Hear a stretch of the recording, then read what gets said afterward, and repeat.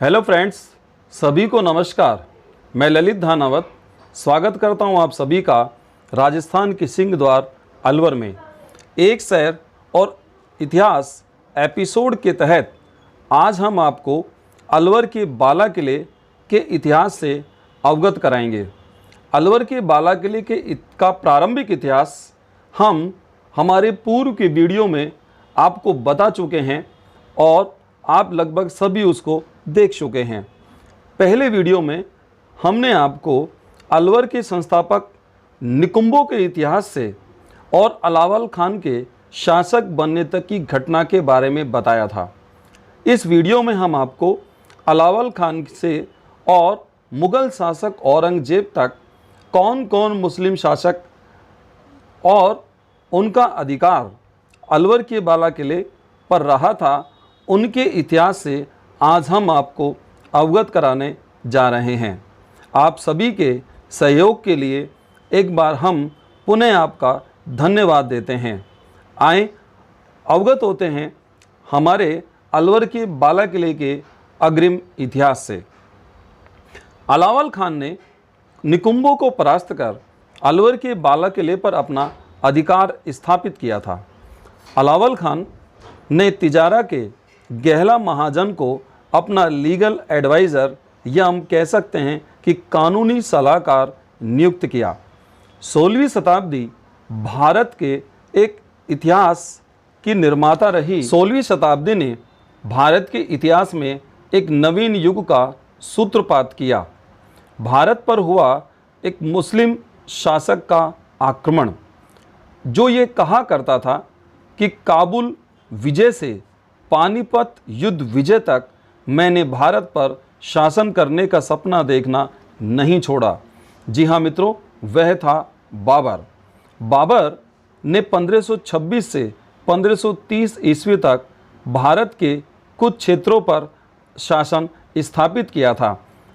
भारत में मुग़ल वंश का संस्थापक बाबर ही था। बाबर ने भारत में पंजाब, दिल्ली, आगरा और पूर्वी राजस्थान के क्षेत्र पर अपना शासन स्थापित किया था।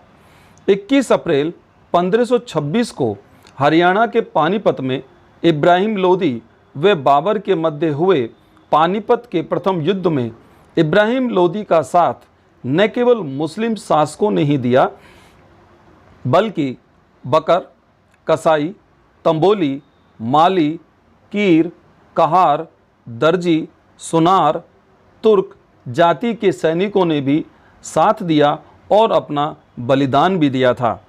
हालांकि हम आपको यहाँ बता देना चाहते हैं कि बाबर 1526 में ही भारत नहीं आया था। बाबर 1519 में पहले भारत आ चुका था। इसका अर्थ ये हुआ कि बाबर भारत में पहली बार 1526 में नहीं बल्कि 1519 में आया था। 21 अप्रैल 1526 को पानीपत युद्ध विजय के बाद ही बाबर ने भारत में मुग़ल वंश की स्थापना की थी। पानीपत के इस प्रथम युद्ध में दिल्ली शासक इब्राहिम लोदी का साथ अलवर के बाला किला शासक अलावल खान ने भी दिया था। अलावल खान इस युद्ध में मारा गया था। अलावल खान की मृत्यु के बाद उसका पुत्र वीर योद्धा हसन खां मेवाती शासक बना था। हसन खां ने अलवर किले की बुनियाद लगभग 8000 छोर के अंदर मिट्टी डलवाकर पत्थर का रास्ता बनवाया था। हसन खां ने मेवात में स्थिर शासन स्थापित किया। हम ये कह सकते हैं कि स्थिर शासन स्थापित करने वाला हसन का अलवर का प्रथम शासक था। अलवर का परकोटा, जिसे बड़गुजरों द्वारा मिट्टी व पत्थरों से बनवाया गया था, उसे तुड़वाकर चूना पत्थर की कंगूरेदार दीवारें व बुर्ज हसन खां ने ही बनवाई थी, जिनका अस्तित्व वर्तमान में भी कायम है, जो कि आज भी देखा जा सकता है। यह जानकारी हमें वर्तमान में मत्स्य विश्वविद्यालय में सेवारत इतिहास के एसोसिएट प्रोफेसर डॉक्टर फूल सिंह सहारिया के एक लेख मत्स्य क्षेत्र का इतिहास से मिलती है। यह लेख उन्हीं के द्वारा संपादित पुस्तक अलवर का इतिहास में मौजूद है। 17 मार्च 1527 मेवाड़ के महाराणा सांगा की संयुक्त सेना और बाबर के बीच हुए जिला भरतपुर में खानवा के मैदान में हुआ युद्ध, जिसे खानवा युद्ध के नाम से जाना जाता है, इस युद्ध ने अलवर का इतिहास फिर से बदल दिया। इस युद्ध में बाबर के विरुद्ध और सांगा के साथ लड़ाई लड़ी अलावल खां के योद्धा पुत्र वीर हसन खां मेवाती ने। खानवा युद्ध में हसन खां मेवाती शहीद हो गया था और अलवर का किला अधीन हो गया मित्रों बाबर के। हम आपको बता दें, खानवा मैदान जिला भरतपुर के बयाना में स्थित है। खानवा युद्ध विजय के बाद बाबर खानवा से अलवर बाला किला आया और बाला किले में ही बाबर ने हुमायूं को किले का खजाना दिया था। बाबर ने एक रात्रि यहाँ विश्राम किया। दूसरे दिन बाबर ने हुमायूं के साथ फिरोजपुर की कोटिला झील की सैर की और वह अपने खेमे में चला गया। बाबर ने अलवर व मेवात के प्रबंधन को प्राथमिकता प्रदान की। 7 अप्रैल 1527 को बाबर अलवर फिर से आया। मेवों के विद्रोह को शांत करने के लिए बाबर ने वैवाहिक संबंधों को आधार बनाया। बाबर ने हसन खां की बड़ी पुत्री से हुमायूं का और छोटी पुत्री से बैरम खां का विवाह किया। बाबर के 4 पुत्र थे, हुमायूं, कामरान, हिंदाल और अस्करी। बाबर ने साम्राज्य का बंटवारा किया, जिससे अलवर क्षेत्र हिंदाल के हिस्से में आया। हुमायूं, जिसके नाम का अर्थ होता है भाग्यशाली, किंतु यह भाग्यशाली नहीं था। एक तरफ इसमें शासक के गुण भी नहीं थे। अफगानी शेरशाह सूरी ने इसे भारत से भागने के लिए मजबूर कर दिया था और अलवर किले पर अधिकार हुआ शेरशाह सूरी का।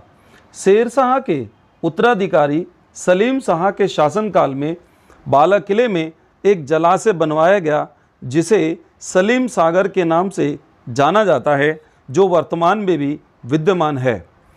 एक बार हुमायूं का भाग्य उसका फिर से कुछ साथ देने लगा और शेरशाह के उत्तराधिकारियों में आपसी कलह ने हुमायूं को एक बार पुनः अवसर प्रदान किया भारत का शासक बनने का। 1555 में हुमायूं दिल्ली की गद्दी पर पुनः बैठा, किंतु 1556 में दिल्ली में दीनपनाह दुर्ग की सीढ़ियों से गिर जाने के कारण हुमायूं की मृत्यु हो गई। हुमायूं की मृत्यु के बाद उसका पुत्र अकबर शासक बना। राजस्थान डिस्ट्रिक्ट गजेटियर द्वारा मिली जानकारी के अनुसार अकबर ने मेव विद्रोह को शांत करने के लिए लगभग 1000 मेवों को डाक विभाग में लगाया, जिन्हें डाक मेवराहा कहा गया। अकबर ने ही मेवात क्षेत्र का विभाजन अलवर व तिजारा में किया था। अकबर के बाद जहांगीर, शाहजहां, औरंगजेब तक अलवर किला मुसलमान शासकों के हाथों में रहा था। औरंगजेब ने अलवर किले को आमेर शासक मिर्जा राजा जयसिंह को भेंट कर दिया था, किंतु औरंगजेब को जब अलवर किले का सामरिक महत्व समझ में आया तो उसने इसे मिर्जा राजा जयसिंह से वापस भी ले लिया। औरंगजेब की मृत्यु के बाद मुगल साम्राज्य का सूरज अस्त होने की ओर अग्रसर होने लगा। औरंगजेब की मृत्यु के बाद भरतपुर शासक महाराजा सूरजमल का अलवर के बाला किले पर अधिकार हो गया। महाराजा सूरजमल ने यहाँ एक महल और जलाशय बनवाया। उस जलाशय को सूरजकुंड के नाम से जाना जाता है।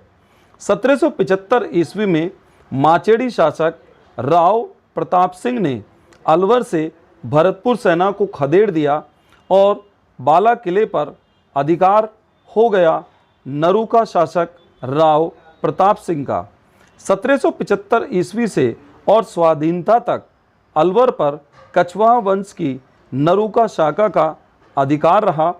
नरूका शासक और अलवर का इतिहास जानने के लिए जिन दर्शकों ने हमारे चैनल को अभी तक सब्सक्राइब नहीं किया है वो इसे सब्सक्राइब जरूर कर दें, ताकि अगली वीडियो का नोटिफिकेशन आपको जल्दी मिल जाए। आदरणीय मित्रों, आज हम आपको एक जानकारी और यहाँ देना चाहेंगे कि हमारा अलवर के अपनों में बेगाने हुए इतिहास से आपका परिचय कराने का उद्देश्य ऐतिहासिक व सांस्कृतिक के साथ साथ शैक्षणिक भी है।